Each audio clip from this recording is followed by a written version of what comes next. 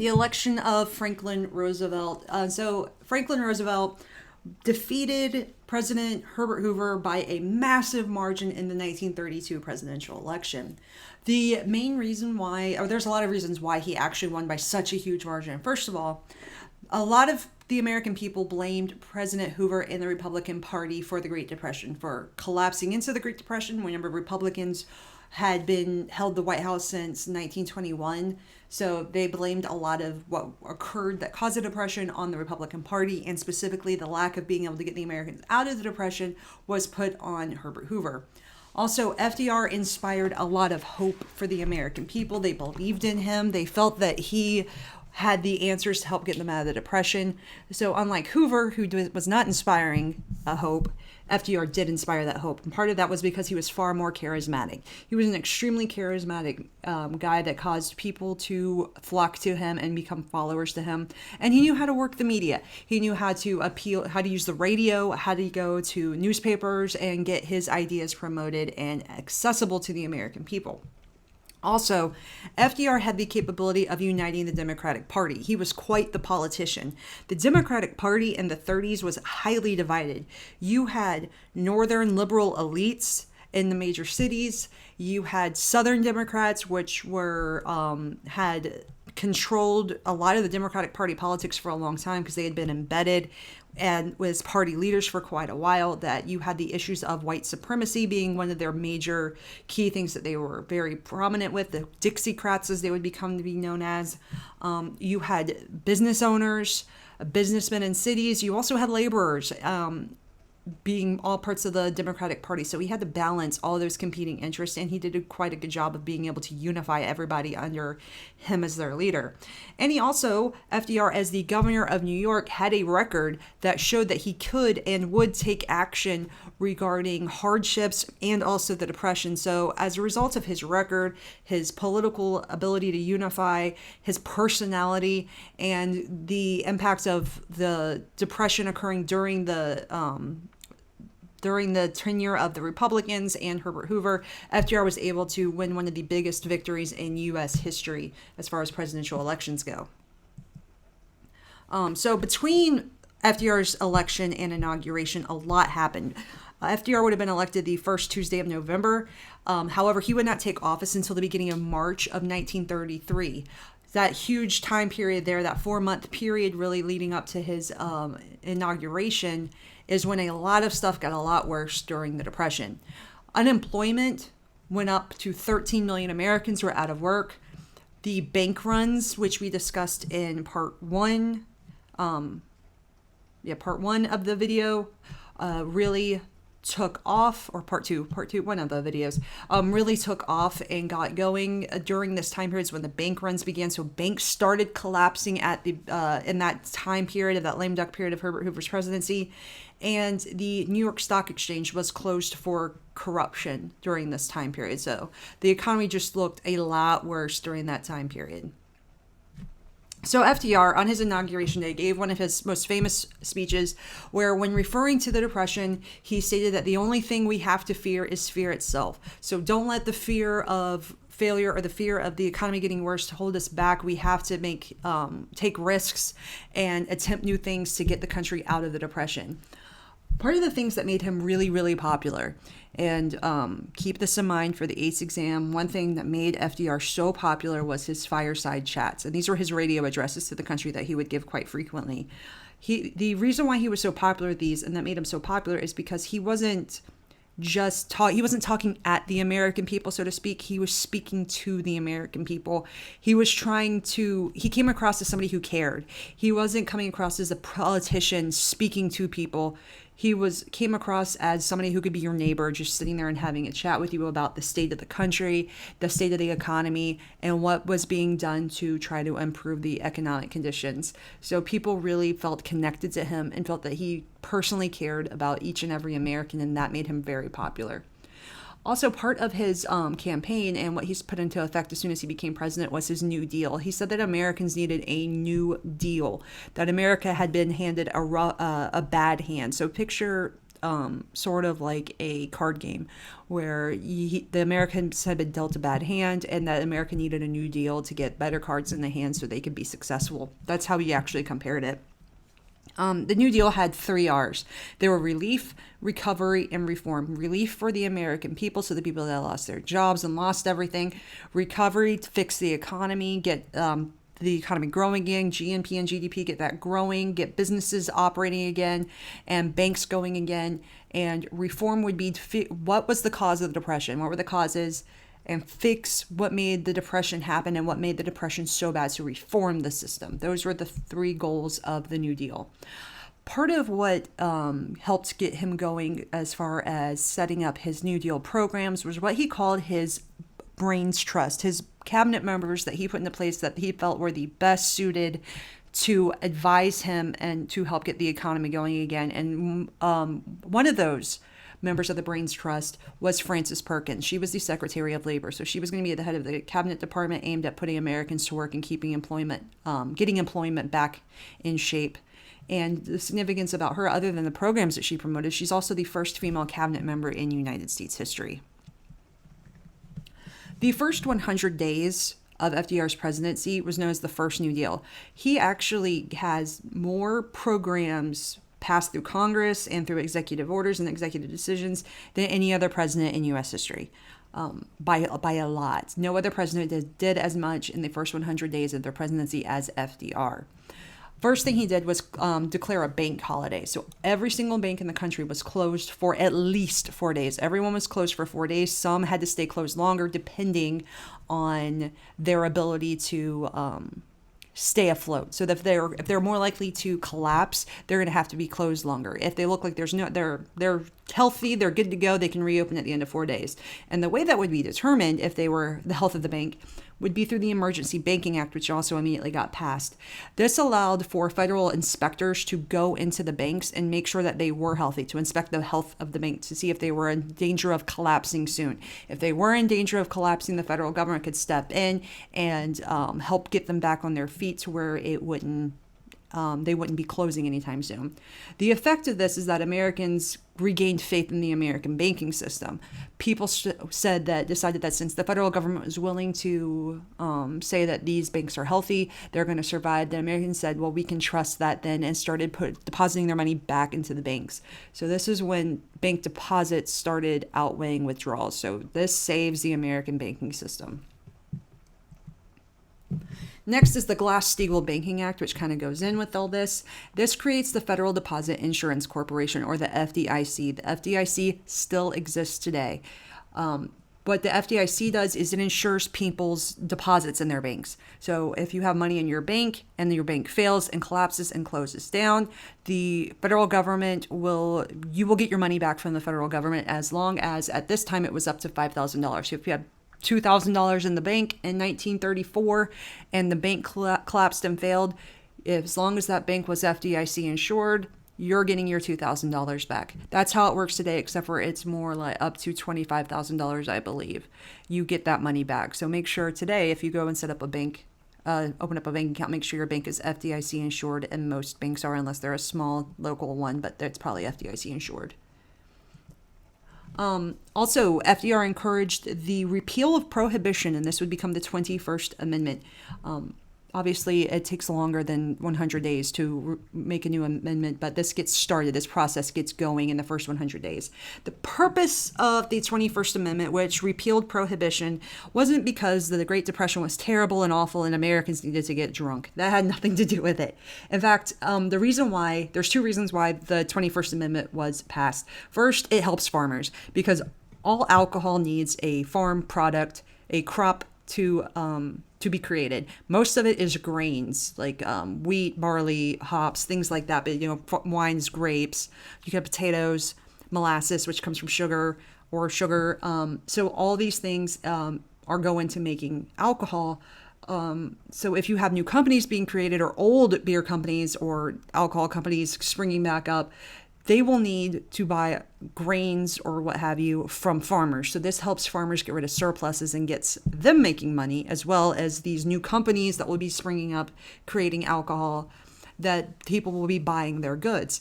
And the biggest impact of that, for at least the repeal of the 18th Amendment and passage of the 21st Amendment, was that when people go to buy this alcohol, they will then be paying taxes on this alcohol, and those taxes will then go to the federal government to help boost the government spending, or help pay for government programs, which the New Deal has a ton of. Also, FDR got the United States off the gold standard. As a result of taking Americans off the gold standard, the value of the dollar dropped, which sounds terrible, sounds like a bad idea, especially since you drop the value of the dollar compared to other currencies. However, the impact of the value of the American dollar dropping was that other countries that were going to be far more likely to buy American goods, because American goods just got cheaper. So these other countries are more able to buy American goods. This is going to be helping out industries and businesses that sell products that mostly get sold overseas, which there were plenty of companies that do that, but this helps get that part of the economy going again. And it also makes goods cheaper for the American people in general. The Federal Emergency Relief Act, the FERA, is created. This was developed by Francis Perkins. This provided funds for relief agencies, so any agency that's designed at helping out Americans. So if the states have been opening up programs to provide soup kitchens or homeless shelters or anything like that, the federal government will provide funding for that. And this is also going to set up aid for programs designed to help put the public back to work, or areas for that are public use, like roads and everything. We're going to start funding those programs. And that especially comes through with the Public Works Administration, the PWA. The PWA built roads, parks, railroads, bridges. This was about $3.3 billion on money on public works was spent, and its main goal was to increase employment, because somebody's got to build those bridges, like this one in this picture. Someone's got to build that bridge. So it's going to help put guys to work to build roads, things for the public good. The Civilian Conservation Corps, the CCC, is created. They are maintaining public spaces like parks, beaches, forests, things like that. About 3 million unmarried men got put to work on here. It needed to be young unmarried men, because what they would do is they would go to these locations, like these national parks or these state parks or wherever, and basically camp out there while they were doing conservation work on it and cleaning it up. They would get paid about $25 to $30 a month. I think it was $30 a month they'd get paid. However, they could only keep $5 of it. The other $25 went back to their homes, to their families, so to their parents who might have any siblings they might have. It's going to help your family, but don't feel bad for these guys for only getting to keep $5. They had clothing provided to them. They had shelter provided to them. They had food provided to them. And it was basically just money they could spend when they had time to get out and go do things. Now, a lot of these places, however, would have been pretty much in the middle of nowhere, so there wasn't a whole lot of places where they could have spent their money. But it was the purpose of this, and they knew when they signed up for it, was to really help their families and to help contribute to their families, to help their fathers help take care of their family. So for homeowners and farmers, and this was a big deal, this would help get FDR reelected. Homeowners Loan Corporation provided low interest rates and emergency loans to help homeowners stop foreclosures. So when people can't pay their home loans, they can foreclose on their home, and their banks will take their homes from them. They get kicked out. However, this lowers interest rates for getting homes. And so when these homeowners are in danger of losing their homes, they can refinance their homes at this lower interest rate, and it'll help prevent them from foreclosing and therefore losing their home and becoming homeless. The FHA, the Federal Housing Administration, was set up. This still exists today. And this provided loans. So these would be first-time loans for low-income families, so they could actually afford to buy a home. FHA still exists today. A lot of people who buy a home for their first time get a home with an FHA loan today. And the Agricultural Adjustment Act is passed. This provided loans to farmers to save their farms and allowed the Secretary of Agriculture to have greater control over the agricultural industry, so making decisions that would impact all different farmers and businesses, great and small. And that would come back to be an issue later on when the Supreme Court takes a look at this New Deal program. The Tennessee Valley Authority, which FDR really, really, really wanted, and he got passed. The TVA built dams and provided power to the Tennessee Valley area. If you look on the map here, this whole area is the Tennessee Valley area because it's the Tennessee River and all its tributaries, I believe they're referred to as. It's been a while since I've taken geography. All their tributaries. So this whole area is one of the poorer regions of the country. Still today, it's one of the poorer regions of the country. But this provided electricity for the first time to this area. So electricity coming into this area was definitely a big deal to help get their economy going again. And it specifically for the South helped to get them going, and that really a payback to the Southern Democrats for helping him out. So this really benefited FDR and this region in general. And the Tennessee Valley Authority still exists today. If you are driving along an interstate and enter into the TVA area, you will see signs that say now entering Tennessee Valley Authority zone. The Civil Works Administration was created. This built roads, bridges, hospitals, so forth, and it created jobs for 4 million men. And these 4 million men were getting a minimum wage. This was a big deal because usually there hadn't been a minimum wage yet. So this is one of the first programs that required a minimum wage. And the Securities and Exchange Commission, the SEC, is created. This is what regulates the stock market. It still does today. And the significance here at this time period was that it regulated on margin loans. So no more buying stocks on a margin. The National Industrial Recovery Act regulated industry to ensure fair wages. So the NIRA was able to tell businesses how much they had to, or certain industries, how much they had to pay their workers. This will come back again as well. So the first New Deal, was it successful? The economy did show some initial signs of improvement. The stock market was slowly improving, was making more money gradually, and more money was pumped into the economy. However, the programs weren't coherent. There was basically just throwing out ideas and seeing what worked. There wasn't a plan of attack for each struggling area in the economy. Went going methodically through and trying to help solve the problems and help create relief. It was just a jumbled bunch of programs with no consistency or coherency. So that's one issue with the first New Deal. By 1935, employment was down to 20% from 25%. So that's in for 2 years. The Dust Bowl had happened, however, so you have issues with farming and poverty issues in the middle of the country. Poverty was still a major issue. There was still a lot of poverty. The New Deal wasn't always working well. The PWA and the NIRA specifically were more useful for the bureaucrats that were helping run those two programs than it was for the laborers they were intended to help. So it helped out government employees more than it helped out them. You start getting a lot of opposition from conservatives. Saying that the New Deal is starting to do too much and go too far, and the government's getting too big. And the New Deal, the Supreme Court has begun striking down New Deal programs by 1935. Then the Second New Deal starts. The Second New Deal really gets going after 1935, and it gets going with the National Labor Relations Act, which is also known as the Wagner Act, which legalized collective bargaining. So it's actually kind of requiring collective bargaining to happen at this time. So employers are having to work out with labor unions and the head of the labor unions to work out wages. And the thing that worked with the Wagner Act, though, was that whatever was worked out through that collective bargaining, every employee, whether they were a union member or not, was required to be given that contract. So we'll come back in a little bit to that as well.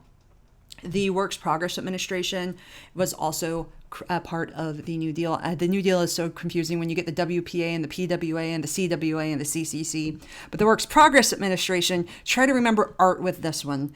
8 million people worked on construction projects and artistic works. When you see a lot of the New Deal posters, especially the Second New Deal, they were created by the WPA. Like these three here on the screen, you'll see those were all created by WPA artists. Social Security was developed by Francis Perkins, so we have another one here. This we still have today. If you work in the United States and you get a paycheck, you are paying into Social Security. There are 3 types of Social Security. First up is old age pension, so people over the age of 65 are getting this check. The point here is not only to help the elderly out, but it's also to get them out of the workforce was the goal, because if they're out of the workforce, they're not going to be taking up jobs. However, the pension here isn't that high to actually get people out of the workforce. Unemployment insurance is also one of them. So if you temporarily lose your job and you're still looking for it, so that way you don't lose your house, you still have a little bit of insurance there.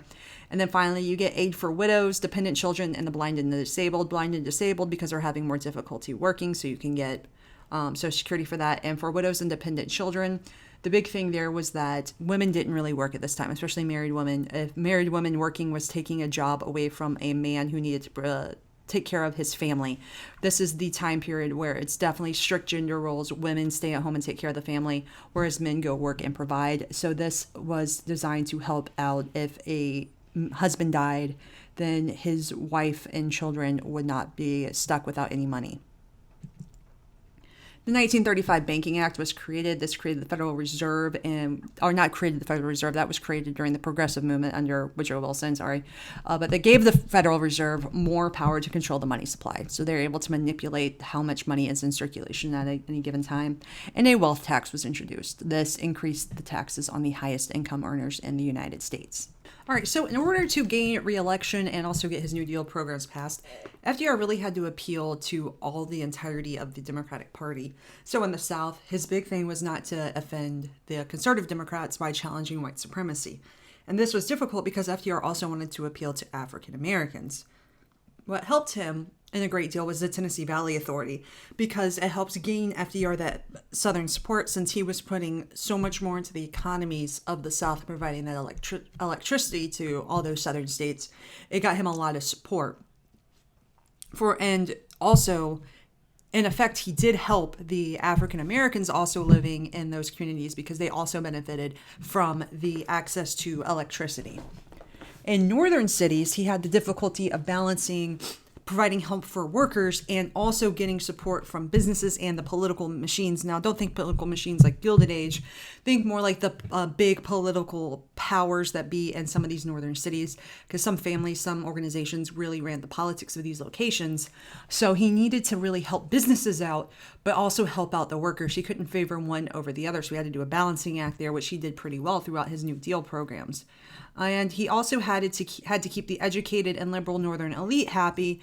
And this came through because the vast majority of his advisors came from that northern liberal elite group, such as his Brains Trust. Most of them were from the Northeast.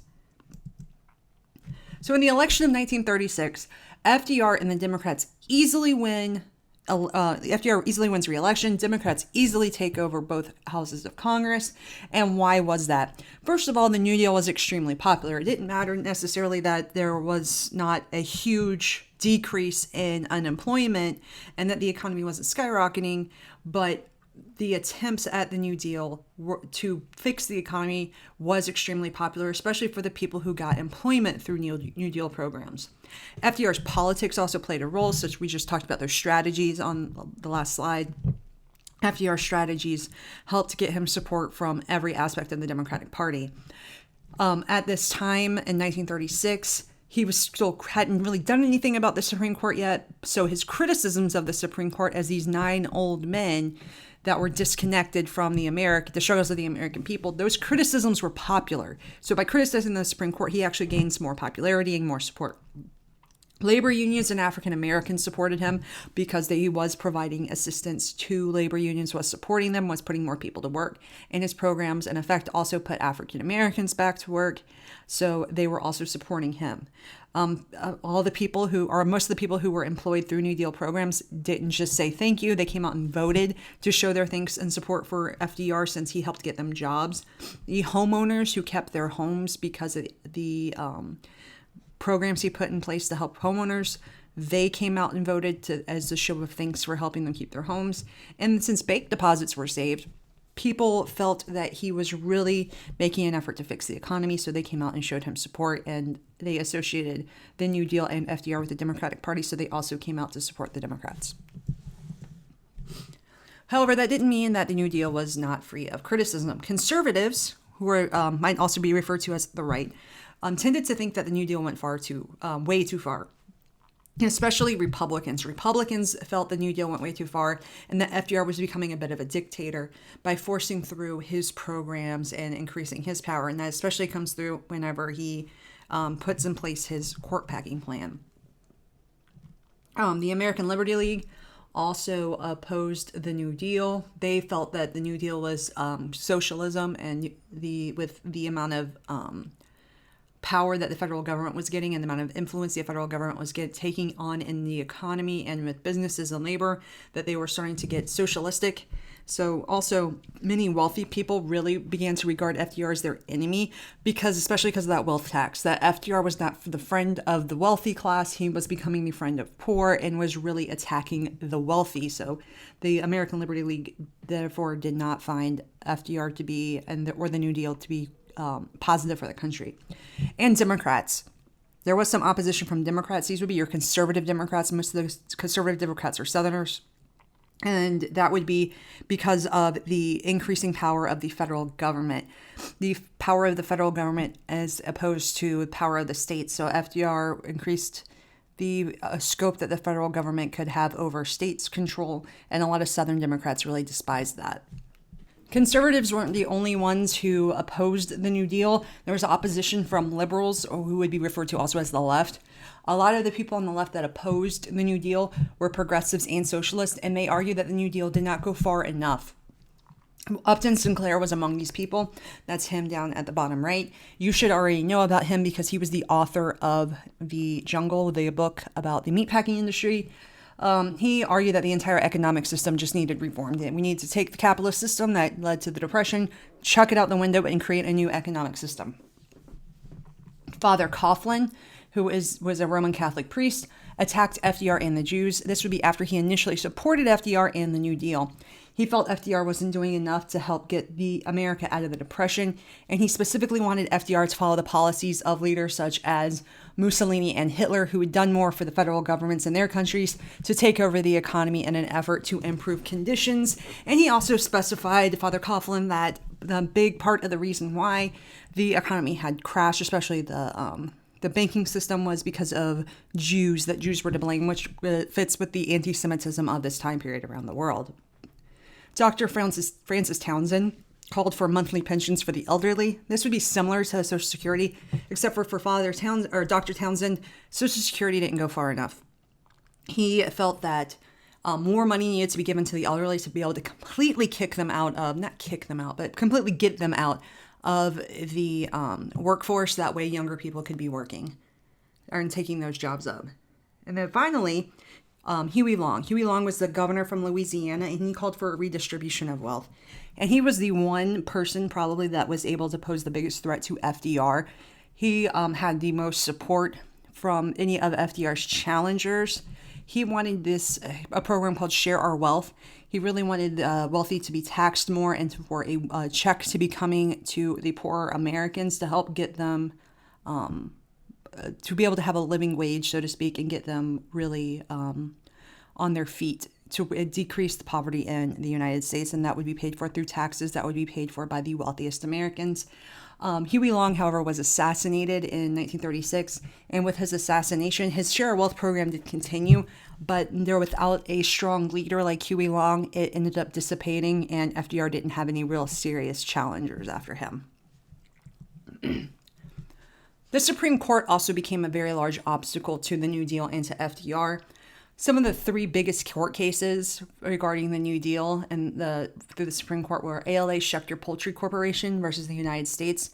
And in that case, the Supreme Court ruled that the National Industrial Recovery Act was unconstitutional. NLRB versus Jones and Laughlin Steel Corporation ruled that the National Labor Relations Board was unconstitutional, that the government can't come in and set wage rules regarding industries. And the United States versus Butler ruled that the Agricultural Adjustment Act was also unconstitutional. So FDR's major New Deal programs started getting cut down by the Supreme Court. And this is when he began criticizing them. And his criticism ends up leading to opposition from conservatives and also a loss of some popularity eventually whenever FDR puts forth his court packing plan.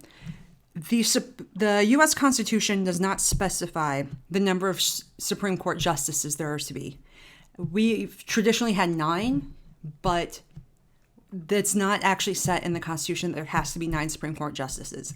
So FDR made an attempt to add 6 extra justices to the Supreme Court. His argument was that when Supreme Court justices get too old, that they lose some of their cognitive abilities. But the Constitution does say that justices serve for life or until they retire. So FDR tries to force through the ability to add 6 justices to the Supreme Court. His actual reasoning to do this is that if he adds 6 more justices to the Supreme Court, they're going to end up supporting his New Deal program, so the Supreme Court will no longer be able to get rid of any New Deal program. This was extremely unpopular with both Democrats and Republicans, liberal and conservative. This made it look like he was overreaching and becoming like a dictator by trying to change up one of the branches and go around the checks and balances and separation of powers. So he was really kind of overstepping his power here. And not only did he lose support not only did this cause him to be very unpopular, not only was his policy very unpopular with both Democrats and Republicans, it caused FDR to lose some popularity with the American people. So the New Deal really ends in 1937, and it ends with the recession of 1937. So the economy had been growing steadily since FDR took office. However, in 1937, it began to shrink again, and there's 2 main reasons for this. First, Social Security is a tax. It comes out of people's paychecks, and whenever you are taxed out of your income, you have less money to spend with every paycheck, so you aren't going to spend as much. You're going to feel like you need to save a little bit more money because you don't have as much money in general. So people's paychecks got smaller, so they spent less. Also, FDR's New Deal programs caused the deficit and the national debt to skyrocket. We had a huge national debt. During FDR's presidency, the national debt grew more than it had under any other president in U.S. history, including all the way up to today. No other president built up the debt like FDR did. So that starts becoming untenable with how much the debt's growing. So FDR realizes he has to start cutting back on government spending. And when he starts cutting back on government spending, that means some of these New Deal programs have to get scaled back or cut altogether. And with the government not spending more to pump into the economy, not pumping more money into it, the economy starts slowing down and starts dropping. So that would lead to the recession of 1937 and therefore the end of the New Deal. So, was the New Deal a success? There are arguments for and against this. First up, the arguments against it. 1, taxes went up across the board. The taxes went up for the wealthy at first, and then with Social Security, taxes went up for everyone that was working. And once taxes went up with everybody that was working, they quit spending as much, which slowed the economy down. The government debt also went up. Now, the government spending did cause the economy to grow, but at the expense of government debt went up. And the government debt went up so much and at such an extreme level that we had never seen it before in U.S. history, that it can be considered a downside to the New Deal. Most of the New Deal programs were just temporary, so they were not long-term solutions to the unemployment crisis. Some New Deal programs still exist today, like the FHA, the TVA, the SEC, the FDIC. Those programs still exist, but however, most of these were always intended to be temporary. So the CCC and the PWA and the WPA were not intended to keep people working long-term. So what happens when government spending stopped, those programs dried up, and now you have people back on the unemployment block. Also, federal rights federal growth was emphasized over states' rights, so greater federal control over topics that had been associated with state control. So states lost power as a result of the New Deal. And also, probably the biggest one, the New Deal did not actually end the Great Depression. The Great Depression ended when World War II broke out. When World War II broke out, young men went off and fought in the war, so they're getting paid as military service members. Everybody that was left behind in the country were either working in factories, women and minorities who had been kept out of the workforce. They're working and they have steady jobs. The industries are getting a lot of government contracts to help build things that are necessary for the military. So the economy really got kickstarted. Nothing kickstarts the economy quite like a full-blown effort, a war effort. So, and World War II was that. So that really helped get the economy booming after World War II, after the Great Depression, and once we got into the war. But there are arguments that the New Deal was a success. First, unemployment did get cut. and unemployment got cut by quite a bit. Did it solve the problem with the Depression? No, but you had a lot more people getting to work due to New Deal programs. And confidence in the economy went up drastically. That would be the biggest success of the New Deal, would be the banking system was saved, and people began to have trust again in the banking system directly due to New Deal programs. And the same with the stock exchange. People began to trust what was happening on the stock exchange and that they could invest.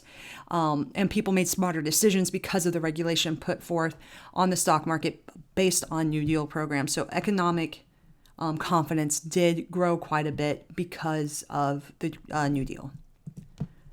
Now, assessing FDR as a president with only regards to the New Deal and not his term as president with World War II.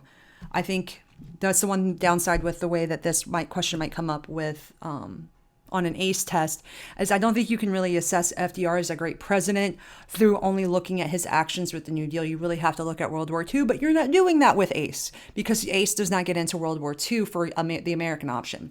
So the arguments about FDR being a great president here for AICE are only regarding his handling of the Great Depression. So the arguments for FDR being a great president, one, or on the yes side, he was prepared to adapt. He altered programs as needed. He would both regulate businesses and give businesses breaks. He was willing to work with all sides of the Democratic Party to try to get programs passed that would help the American people out. So basically, he was a good politician. Unemployment did drop during his presidency. The stock market did recover. And he helped trade unions get accepted before this time period. Trade unions were often associated with socialism and communism and were part of the Red Scare, a big threat with that. He helped get them more nationally recognized and respected as a legitimate organizations to help workers. The housing market was stabilized in large part due to the ability to refinance loans with lower interest rates and the creation of the FHA. So people began buying homes again. Utilities get regulated with the Tennessee Valley Authority. The federal government's coming in and making sure water and electricity is not only being provided, but that rates are stable. And he modernized the American government. He pretty much set it up to where the federal government got to the level of power it has now over things. That could also be seen as a negative because it's modernizing it by taking power away from the states so much and making it more nationalized. That's often considered although some people would say that's a negative, that often is also considered a positive because it streamlines everything and makes it potentially be more productive as long as the government's doing a better job on that one. So he helped modernize the American government in that sense. However, the arguments against FDR being a great president was that he was inconsistent. So all those things you could argue were positive. A lot of them you can argue instead are negatives. Whereas somebody saying positive things about FDR would argue that he was willing to adapt and change. Others would say that was a sign of he was inconsistent, such as regulating businesses at times and then other times following laissez-faire policies. So how could businesses and workers get a handle on what to expect from the president whenever he changes his policies depending on certain situations? Another argument is that the New Deal did not end the Great Depression because it didn't. The New Deal didn't get the United States out of the Great Depression. However, because World War II did. It did help grow the economy though, but it didn't end the entire effects of the Depression. He also increased the scope of the federal government. He allowed the federal government to get involved in more things. He attempted to get the federal government involved in determining wages and regulating industries at a much more extreme level than had been done in the past. And at times he acted unconstitutionally whenever he was trying to circumvent the power of the Supreme Court or trying to force through New Deal programs that the Supreme Court had ruled were unconstitutional, but still trying to force them through anyways. So there's arguments both for and against FDR as president.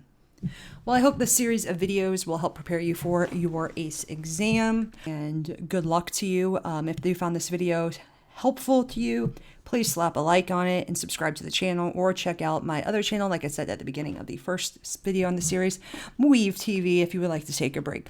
I appreciate you watching the videos, and good luck on your exam.